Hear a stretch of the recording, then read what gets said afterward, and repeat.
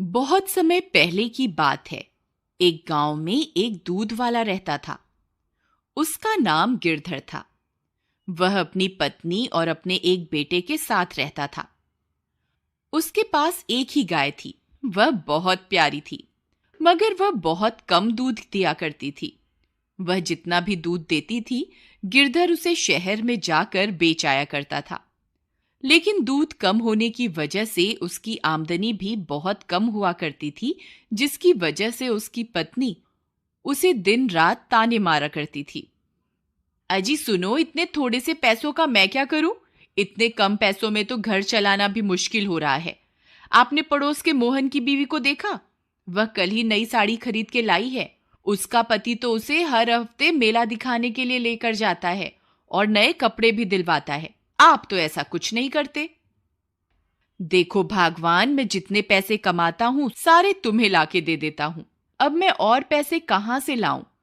जितने पैसे तुम कमा के लाते हो ना, उसमें से आधे से ज्यादा पैसों का चारा तो तुम्हारी ये गाय ही खा जाती है और बदले में इतना कम दूध देती है। इस गाय से हमें कोई फायदा नहीं है। इसे तो तुम किसी जंगल में ही छोड़ आओ और एक नई गाय खरीद लो। देखो भगवान, मेरे पास नई गाय खरीदने के पैसे नहीं हैं। हम जितना भी कमाते हैं उसमें 2 वक्त की रोटी मिल जाती है। मुझे ज्यादा कुछ नहीं चाहिए। अजी आपको नहीं चाहिए तो ना सही, लेकिन मुझे तो नए कपड़े खरीदने हैं और नए गहने भी लेने हैं। देखो भगवान, मुझे और परेशान मत करो। रात बहुत हो गई है और मुझे सोने जाना है। इतना बोलकर गिरधर वहां से चला जाता है। पत्नी सोचते हुए, कोई तो उपाय होगा जिससे हम ज्यादा मुनाफा कमा सकें। हमारे पास नई गाय खरीदने के पैसे तो हैं नहीं। मुझे इसी गाय से ज्यादा मुनाफा कमाने की तरकीब खोजनी होगी।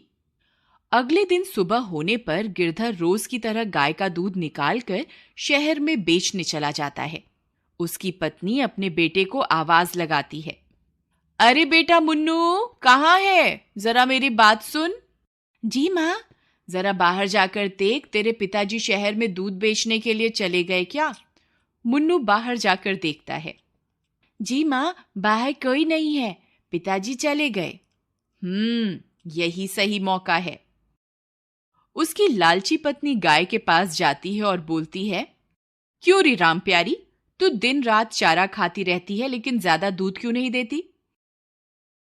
फिर उसकी पत्नी को ध्यान आता है कि उसके पड़ोस में रहने वाले कालिया के पास भी एक ही गाय है, लेकिन उसकी बीवी तो बहुत खुश रहती है। वह कैसे?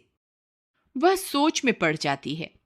यही बात पता करने के लिए वह कालिया के घर जाती है। अरे भाई कालिया, जरा बात तो सुनो। अरे बहन सुषमा, कैसी हो तुम? और गिरधर के क्या हाल हैं? अरे हाल चाल तो मत ही पूछो, बहुत बुरे हाल हैं। हमारी गाय तो ज्यादा दूध ही नहीं देती। इतने कम दूध में कोई मुनाफा नहीं हो रहा। तुम्हारे पास भी तो एक ही गाय है, किंतु तुम्हारी गाय तो बहुत सारा दूध देती है। वह कैसे? बहन, एक राज की बात बताऊं, किसी से कहना नहीं। मैं शहर से एक इंजेक्शन लाया हूं, जिसे अगर गाय को लगा दो तो वह 4 गुना ज्यादा दूध देती है। अरे दैया, ऐसा भी कोई इंजेक्शन होता है क्या? हाँ बहन, मैं तो अपनी गाय को वही इंजेक्शन देता हूं, तभी तो मेरी गाय ज्यादा दूध देती है। अरे भैया, मुझे भी ऐसा इंजेक्शन दे दो ताकि मैं भी कुछ मुनाफा कमा सकूं। जरूर, क्यों नहीं, ये लो। लेकिन ध्यान रखना, गिरधर को पता ना चले। अगर उसे पता चल गया तो तुम्हारी और मेरी शामत आ जाएगी। हाँ हाँ, किसी को कुछ पता नहीं चलेगा। फिर उसकी पत्नी कालिया से इंजेक्शन लेकर अपने घर वापस आ जाती है और घर पहुंचते ही चुपके से अपनी गाय को इंजेक्शन लगा देती है। फिर अगले दिन रोज की तरह गिरधर अपनी गाय का दूध निकालता है। अरे ये क्या, आज तो पूरी बाल्टी भर गई, फिर भी दूध बंद ही नहीं हो रहा। लगता है भगवान ने मेरी लालची पत्नी की बात सुन ली। शायद अब हमारे अच्छे दिन आ जाएं। अब शहर चलता हूं और जो भी मुनाफा होगा उससे अपनी बीवी के लिए कुछ नए कपड़े खरीद लूंगा।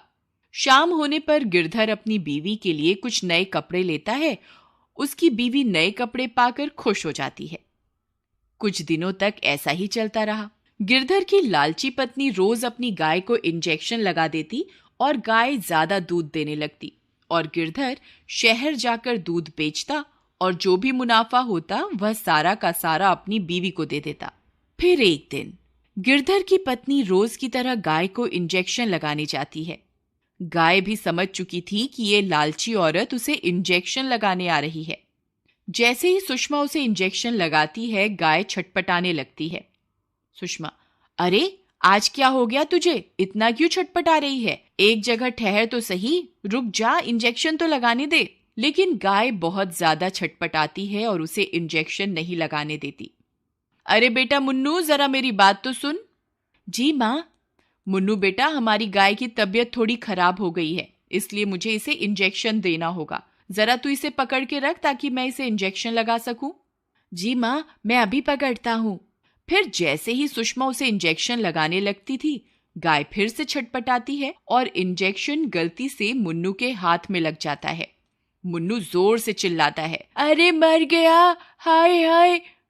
अरे ये क्या किया माँ? ये इंजेक्शन तो मुझे लग गया। हे भगवान, ये मुझसे क्या हो गया? अब क्या होगा? फिर रात होने पर मुन्नू की तबीयत खराब हो जाती है। अरे बेटा मुन्नू, सुबह तक तो तुम ठीक थे, ये अचानक तुम्हें क्या हो गया? पिताजी, सुबह गाय की तबीयत खराब होने की वजह से माँ गाय को इंजेक्शन लगा रही थी और गलती से वह इंजेक्शन मुझे लग गया।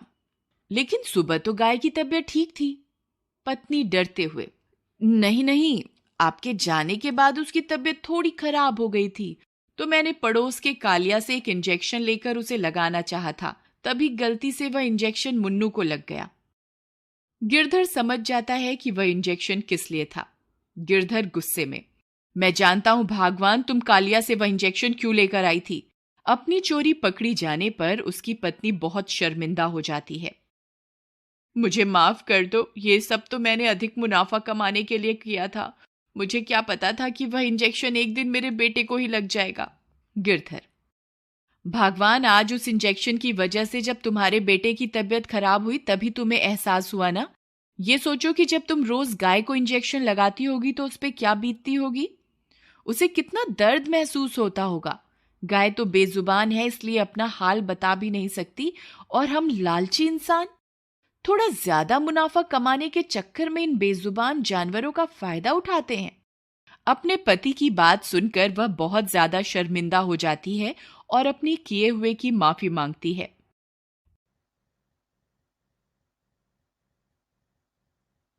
फिर वह गाय के पास जाती है और उससे भी माफी मांगती है, और गाय भी उसे मुस्कुराकर माफ कर देती है।